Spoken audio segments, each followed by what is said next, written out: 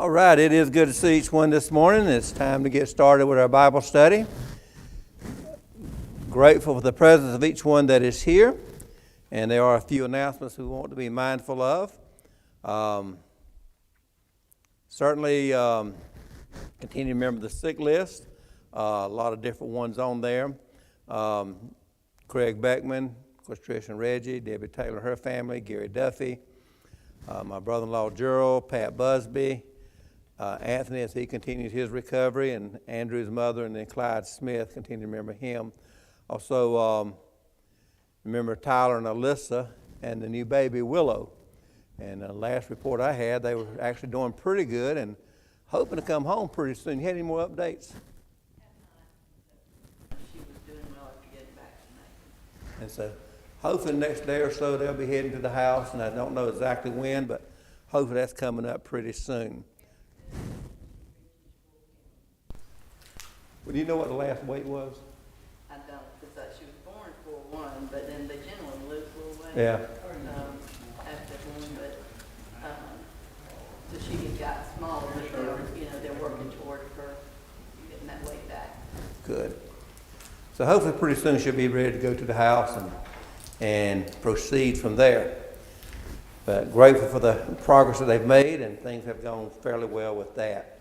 Ladies' Night Out, Friday the 28th, up at the Fayetteville Church of Christ. And the speaker is going to be somebody named Debbie Decker. And that's on Friday night, the 28th of July, up at the Fayetteville congregation. And so it'll be 6:30 to 9 o'clock. And so the ladies, don't forget that. A couple birthdays, 3 of them this week. Reggie has a birthday tomorrow. James, they tell me you got another coming up this week on the 26th, and Jake has one on the 27th. So happy birthday to all those who are having birthdays. How's your mama doing this morning, Andrew? Good. Good. Good. She's had a battle, and she's fought through it. Had a good day with you yesterday. And remember Sonny was saying a while ago that he's actually got a tumor behind one of his eyes, and he goes to the doctor this Friday for him to deal with that and see what kind of treatments or however they want to take care of that situation. So remember Sonny at this time as he is facing that battle. Any other announcements at this time?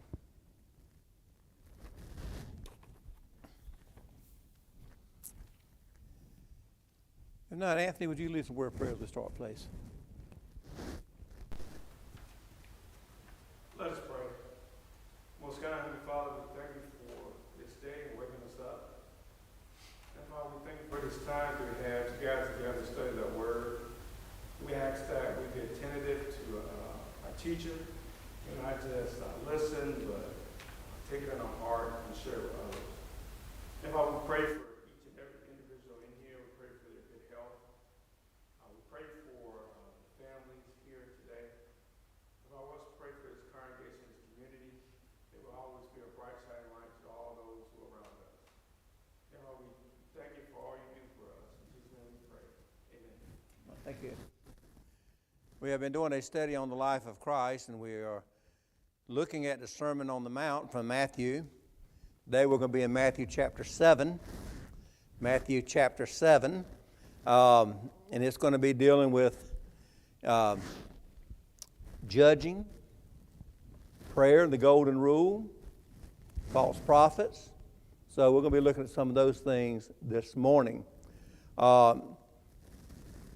In the Sermon on the Mount, Jesus really presents a series of teaching concerning the kingdom of heaven and the citizens or the subjects of that, if you will. And so he goes into a lot of different things throughout this sermon. And we have looked at some of them as we have gone through the last couple of chapters or so. But today we're going to be in chapter 7. And the first 6 verses is going to be dealing with judging. And judge not, in verse 1, judge not that you be not judged. Judge not that you be not judged. Is there anyone in here that does not judge? We all do in some form or another, don't we? Yeah. That's part of life. Exactly. Exactly right. So judge not, to be not judged. For with what judgment you judge, ye shall be judged, and with what measure you meet, ye shall be measured to you again. And why beholdest thou the mote in thy brother's eye, but considerest not the beam that's in your own eye? Or how wilt thou say to thy brother, let me pull out the mote of thine eye, and behold, a beam is in thine own eye? Thou hypocrite, first cast out the beam out of thine own eye, and then shalt thou see clearly to cast out the mote of thy brother's eye. Give not that which is holy unto the dogs, neither cast ye your pearls before swine, lest they trample them under their feet and turn again and rend you. No. So, judging others, verses 1 and 2 is what it's primarily talking about. Judging others. We all make judgment calls, and we all judge one another in one way or another. But now, Jimmy was on target here a while ago. When it comes to judging others, do we do that sometimes? And what is meant by judge not, that ye be not judged? What is meant by that? In what way do we judge others? Opinion. That's right, opinion. How we pick the people we want to hang around with. Selection of acquaintances, friends, whatever, mates, whatever. And, we see people. What are the standards that we might use as we make judgments of others? The Bible. Ourselves. The life they're living. Are they living a life that's compatible to us? Are they living according to God's standards? Are they living according to worldly standards? There's some people that we just, as Christians, just don't want to be associated with on a regular basis. We don't want that lifestyle. So we are making judgments in that way. But what is meant here when it says, judge not, that you be not judged?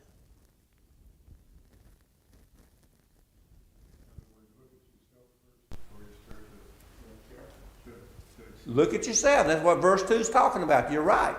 Now, consider yourself before you consider somebody else.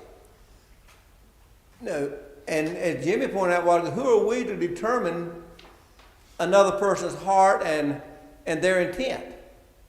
Now, certainly we see the works of people. People see us. We see them. We make, as Sonny said, we form opinions. We see somebody doing something. We form an opinion of who he or she might be and the life they're living. And, as your children grew up, and perhaps as you were growing up, did your parents sometime tell you, that individual over there, you don't need to associate with that person? Many parents have said that, and for good reason, perhaps. And maybe sometimes, maybe they've gone overboard. It depends.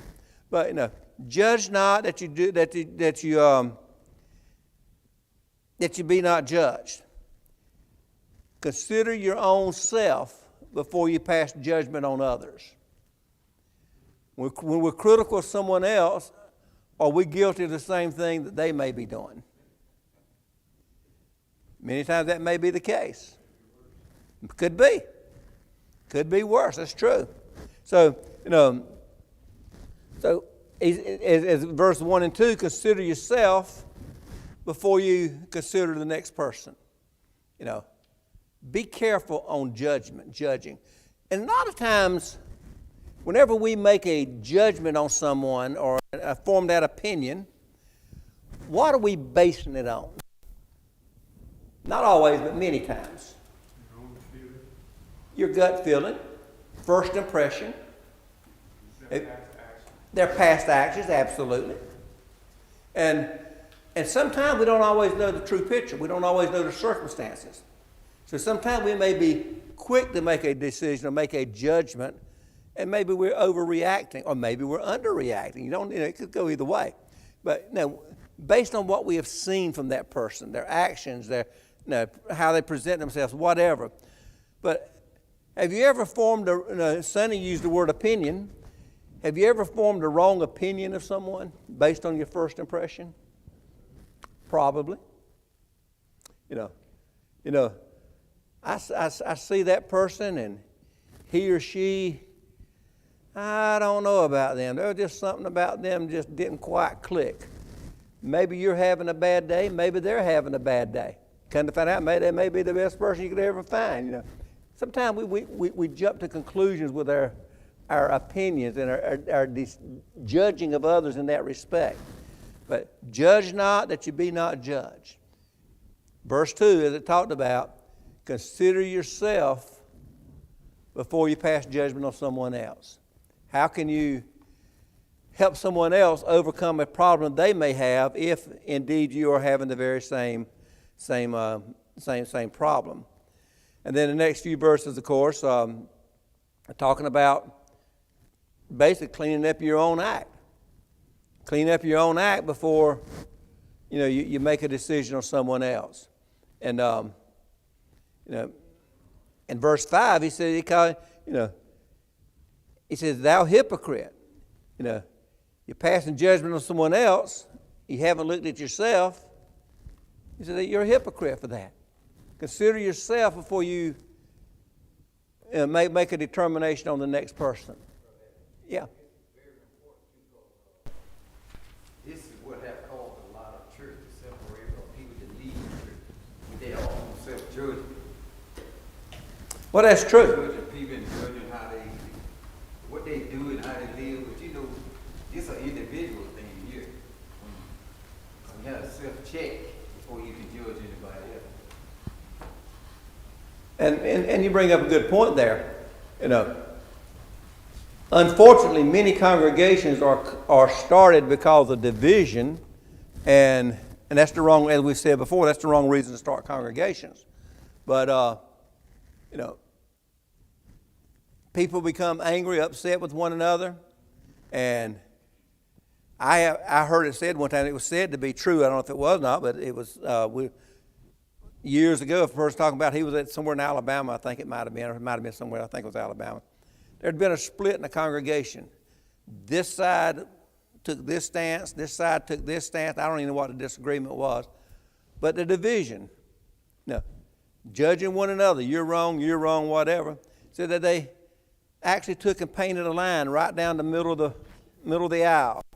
You don't cross and you don't cross. That's silly. But that was told to be true. They painted a line right down the middle of the aisle. The division. Well, the scriptures teach against that. There is not to be division, there is to be unity. Now, Andrew, you bring up a good point there. If there's division among us, and we do sometimes have disagreements one with another, that is not a good reason for us to have division. If we have a disagreement one with another, we need to try to resolve that disagreement, put it behind, and move forward. Unity.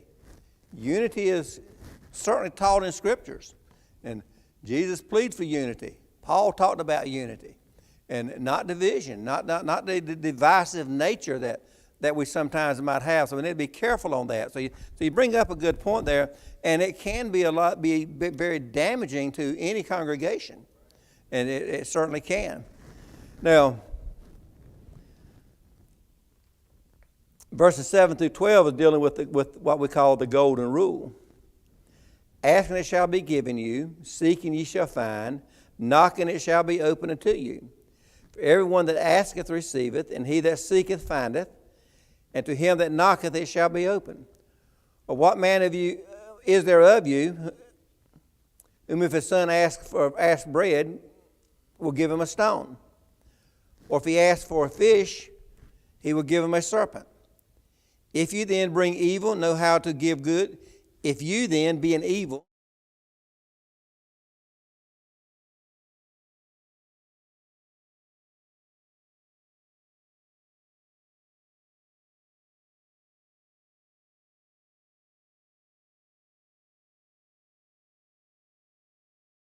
refer to this as the golden rule. How do we sometimes shorten that saying that we just read about? How do we sometimes shorten it to make application? Do. That's right. Do unto others, you have them do unto you. And that's the gist of what's being taught in these verses here. Do unto others as you would have them to do unto you.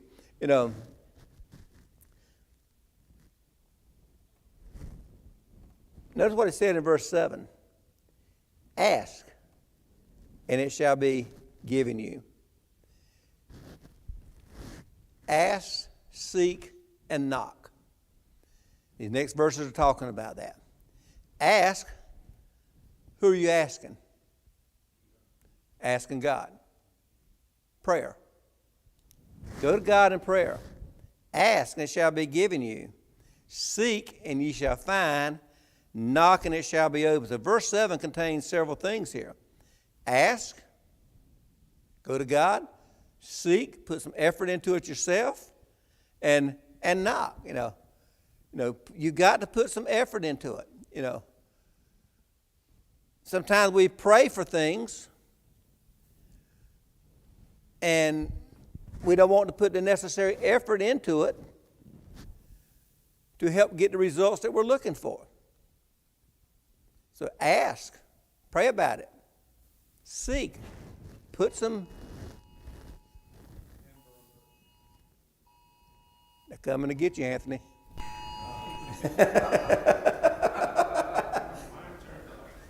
Mine is too. I always try to remember to turn mine off because as sure as I don't, it's going to go off. Mine went off one day years ago with Andy Griffith, but and I had another phone with a different phone, but I try to turn it off. But ask, seek, and knock. Ask. Put some effort into searching for the answer you're looking for, the correct thing, and take advantage of the opportunities that are presented. Sometimes, people ask me and they pray about something, they ask for something, and they may look for whatever the answer may be. Then once they find the answer, they don't follow through. And so we've got a responsibility here ourselves.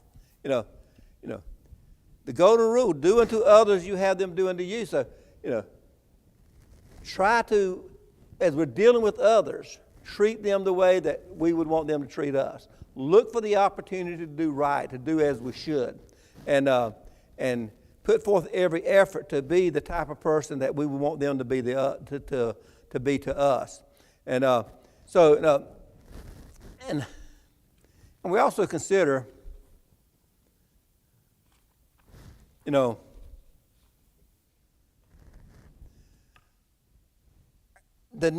our needs. It says ask. Pray about it. And when you pray for whatever our needs may be, what should be the attitude, if you will, of that prayer as we approach our Father through Christ about a specific need? What should be our attitude, or how should our prayer be presented, if you will? If His will, sincerity, earnest, be sincere. Sometimes people may pray and their prayers really may not be sincerity, have the sincere aspect of it. And our attitude. Is there such a thing as attitude in prayer? Absolutely there is, isn't there? That's right. You've got to have the right attitude. Humility, humbleness. Yeah. As Jimmy said, thy will be done. Don't approach God with the idea, well, God, you owe me this. I expect this, That's the wrong approach. That's the wrong attitude. That's right.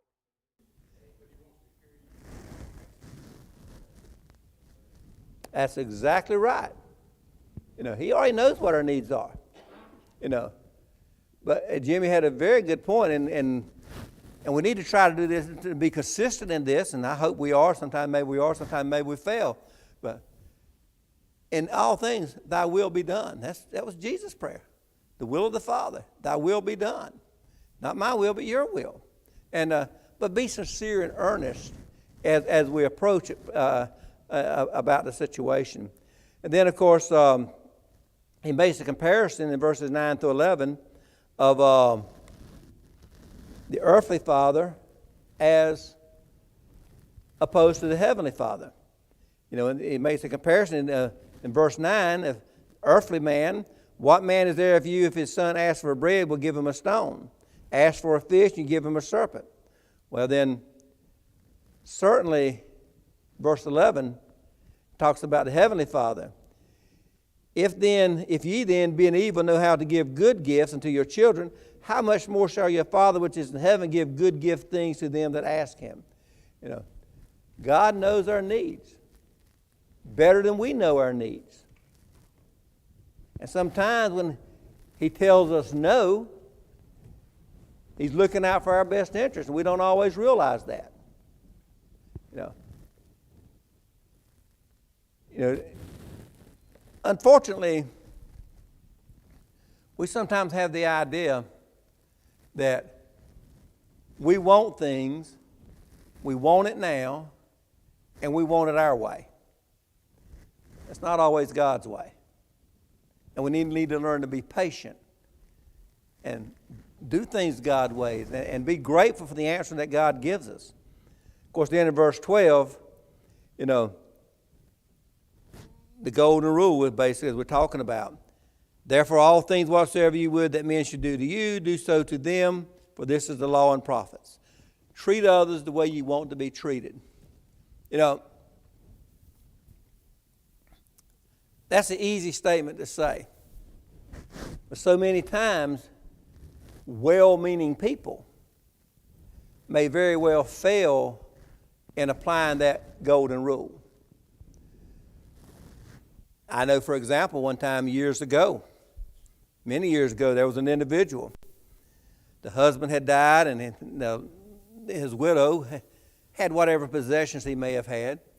And this particular individual, he had some outdoor equipment, farm equipment, so to speak. I don't know what all it was now, but some outdoor equipment. And this particular individual knew the value of what the stuff was.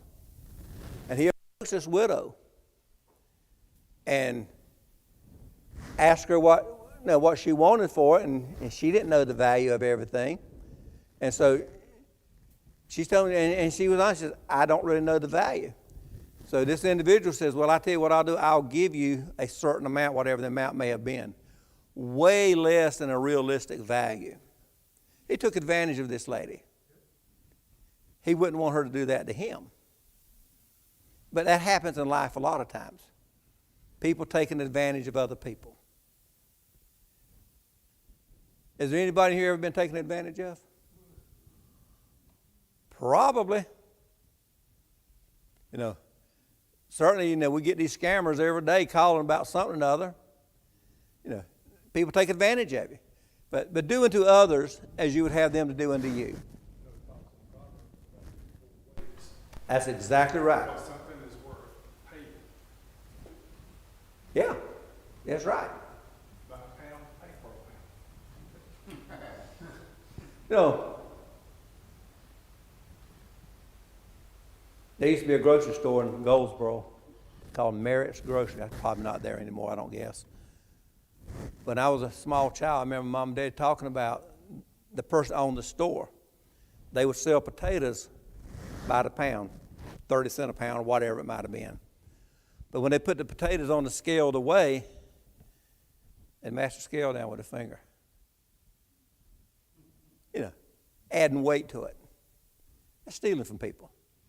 That's stealing. That's theft. That's bottom line. It's theft. And you wouldn't want to be treated that way. Absolutely. The biggest fear that you ever have is that packers and stockyards will show up and audit you. You want to make sure it's right. Because if packers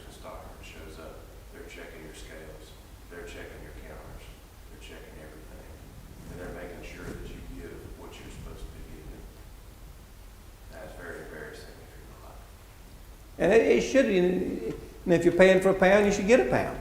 And or if you're buying a gallon of gas, you should get a gallon, whatever it is. It should be correct. So it's good that they do follow up on that. But we certainly need to make sure that we're doing people correctly as we should. Now, in chapter 7, beginning at verse 13 and 14, talks about the two ways that we often refer to in classes and scriptures and things, the straight gate and the narrow way. Straight gate, for wide is the gate and broad is the way that leads to destruction, and then straight is the gate and narrow is the way that leads unto life. So we've certainly familiar with that, as we have talked about that in many, many ways.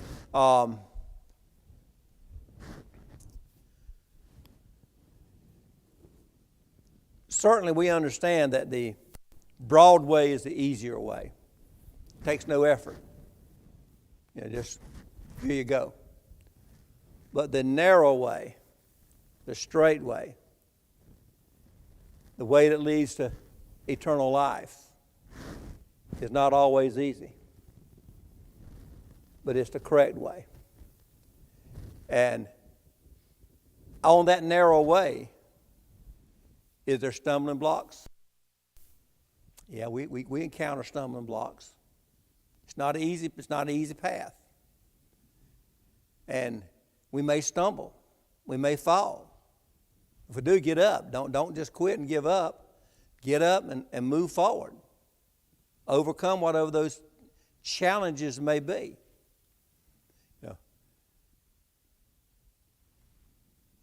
The broad way, the easy way, is not the right way, and we all know that. So verses 13 and 14, well, we pretty well all have an understanding of that anyway. The broad way and the narrow way. Now, but then he talks about false prophets in verses 15 and 16. Beware of false prophets which come to you in sheep's clothing, but inwardly they are ravening wolves. You shall know them by their fruits. Do men gather grapes of thorns, or figs, or thistles? Even so every good tree bringeth forth good fruit, but every corrupt tree bringeth forth evil fruit. And it goes on and talks about that in the next few verses. But,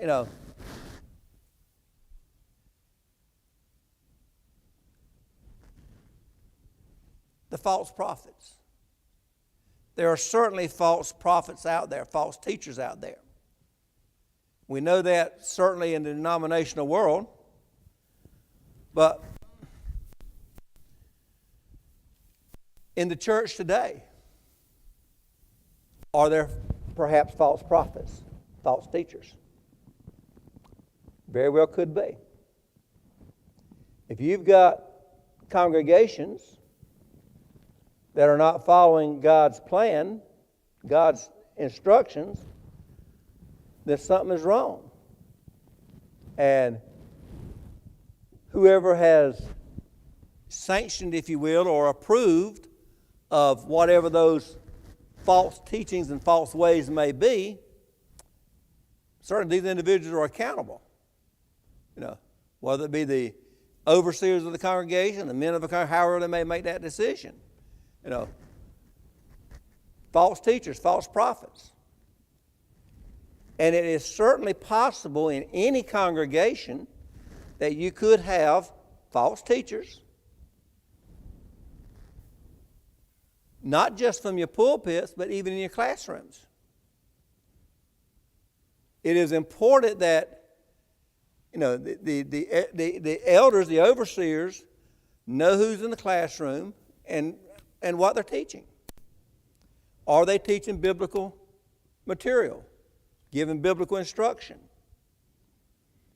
Now, certainly any of us can make a mistake. That happens. And there's a difference in teaching false doctrine and simply making a mistake. There's a difference there.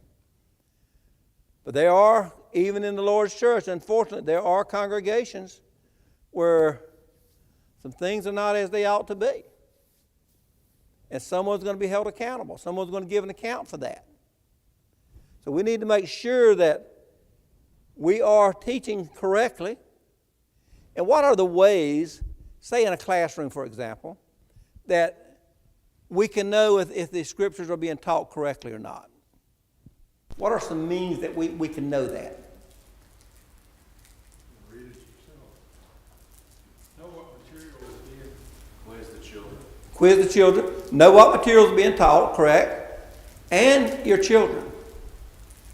When the children come out of that classroom, what are they saying that's being taught? Now, sometimes that can be an eye-opener. And we certainly need the best qualified teachers teaching our classes. And unfortunately, that don't always happen. You know, I knew, it's so important that we have quality teachers in all of our classes. And certainly not everybody teaches the same way. Not everybody has the same ability. But are they doing the best they can? And are they the best qualified to be teaching that particular class? And if we have the ability, then we need to use the ability that we have. I mean, how often have we heard some of the older folks make the comment, well, I've taught for years and years, now it's time for the younger people to teach. And there's some validity to that. But at the same time, the experienced older person can be an example to the younger person. And they can learn from the experienced person. So, I always try to do the best that we can have the right people and make sure that the truth is being taught. Because it is important. We certainly don't want in any of our classes, whether it be the adult class or any of our other classes, we don't want error being taught, teaching someone false doctrine. And so we always want to be careful on that. It says that beware of false prophets. They come in sheep's clothing. Now this is something that talks here, intentional here in verse 15. They come in sheep's clothing, but they are as ravening wolves. They come in with the intent of division, disruption. Did we have an example of that in the church in our past history? We did. You know which one I'm thinking about? Some of you do. 50 years ago? The Crossroads movement, remember that? Is most everybody here familiar with what was called the Crossroads movement? What was it, in the 70s or something like it, somewhere along in there? Yeah, it did. It started out in Boston, and like I say, it spread like wildfire. People would actually go into congregations and be there for a while, then the numbers would grow, and next thing you know, they're taking over the congregation. And they actually would almost dominate a person's life. And now, it wasn't just a local thing. It spread big time.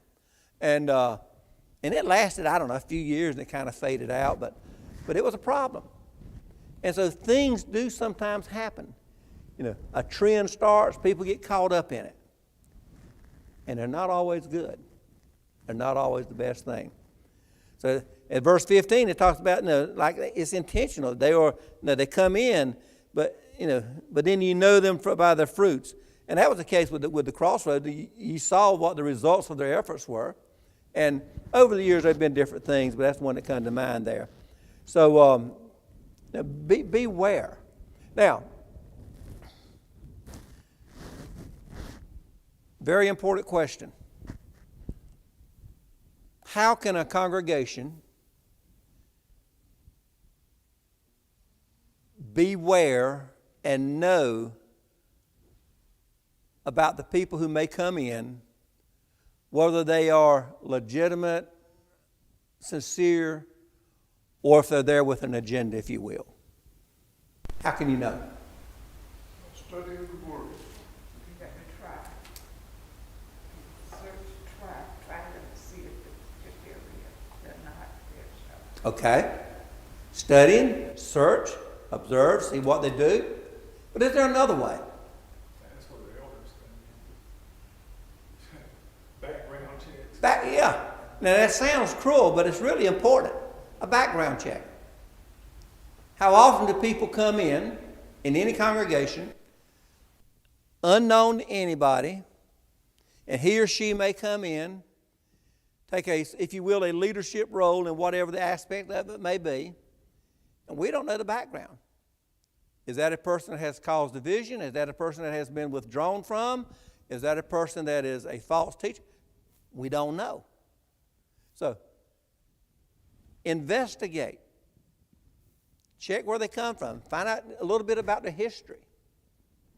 That's not a bad policy. And absolutely. Because that's where you can really feel where they're coming from. Absolutely. They want to change it into their own power. You know, people like, some preachers have more power. You try to keep them straight, but they'll say, I'm going to do it this way. It's just something you have to stay focused on. Well, you know, you just made a comment there, and that brings up a whole other issue. Oh, I'm sorry. No, you're fine what you said. In fact, I'm glad you said it. I'm glad you said it. You said, some preachers has the power. Yeah. Well, the wrong person's got the power. Sure will. Come on, man. That's the responsibility of the elders, not the preacher. Right. The preacher's not the overseer. But some people have a misconception on that. Or the members support the elders and the elders support the preachers, so they got to figure that out. Yeah. Yeah.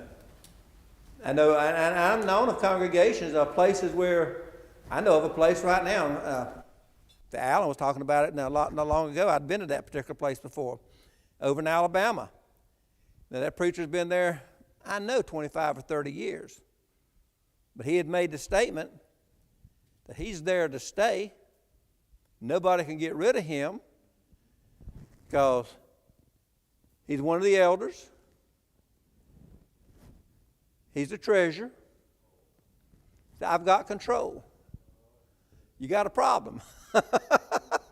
You got a problem. No, the elders are the overseers, not the preacher.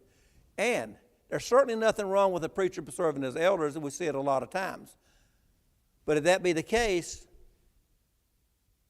the elders make decisions collectively. He doesn't dominate or dictate what's going to happen. And, yeah. I think it was either at the end of high school or beginning of college. This was early 60s.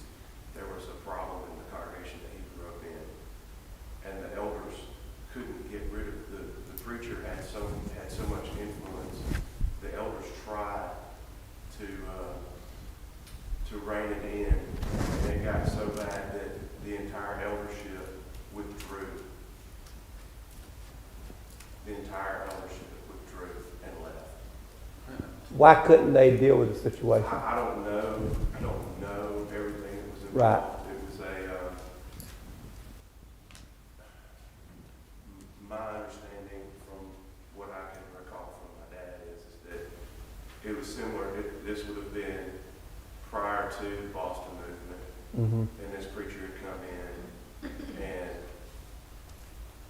there was some sort of change took place, and they warned him multiple times, and it got to the point where he had influence over the majority of the congregation. Yeah, it got And hard. and the elders of that congregation, all of them, I mean, there's probably 5 or 6 of them, every one of them through, and went and started another congregation. Yep. Literally.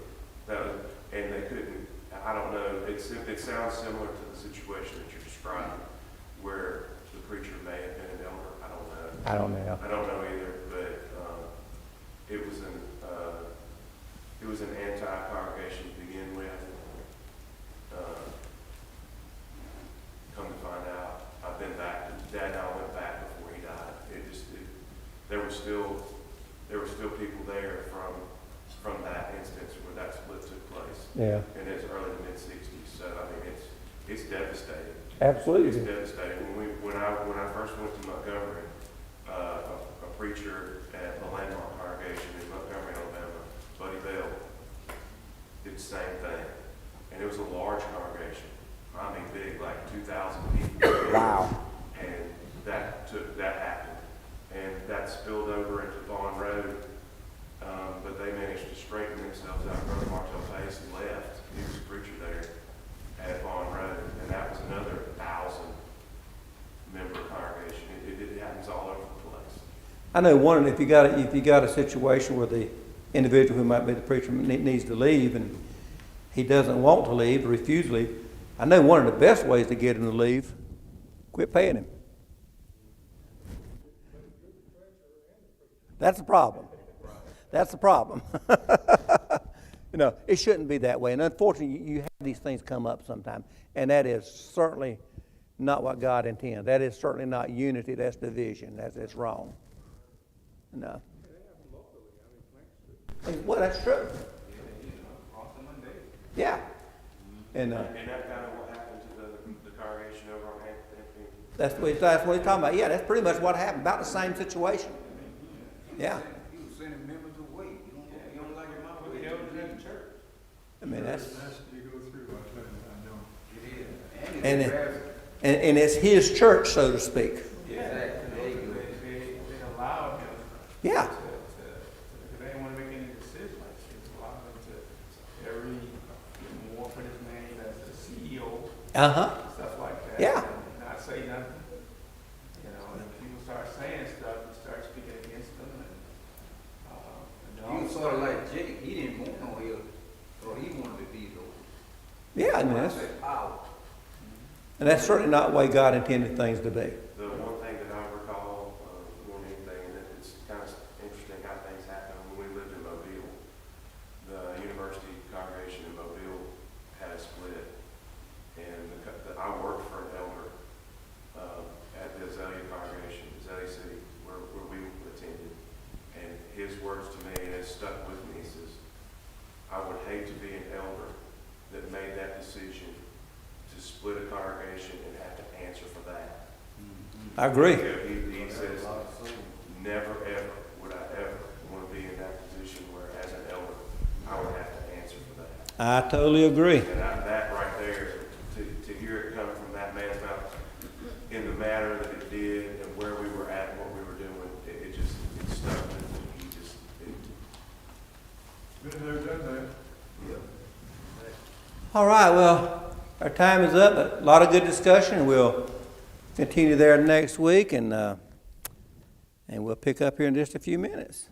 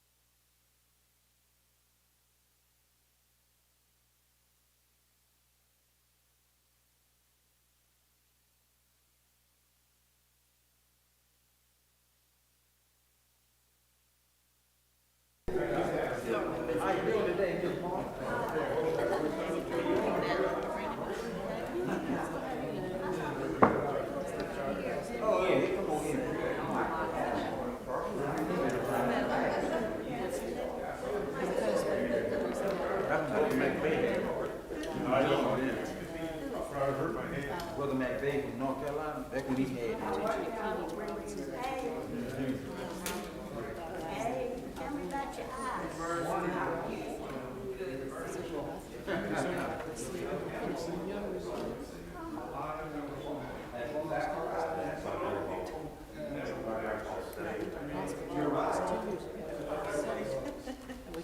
He was